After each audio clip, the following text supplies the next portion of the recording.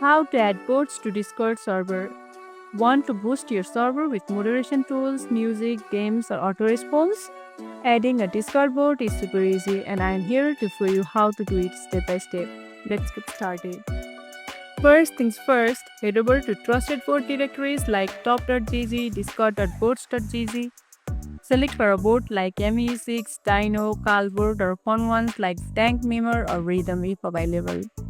Now, invite the bot to your server. Click on the bot's page, hit the invite or add to Discord button. Log into your Discord account if you aren't already. Pick the server where you want the bot to be added. Important, you must have the manage server permission to do this. The bot will ask for certain permissions like sending messages, managing roles, etc. Review them and click authorize to grant access.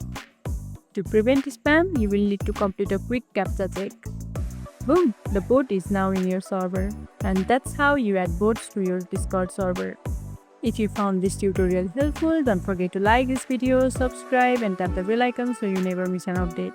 See you in the next one.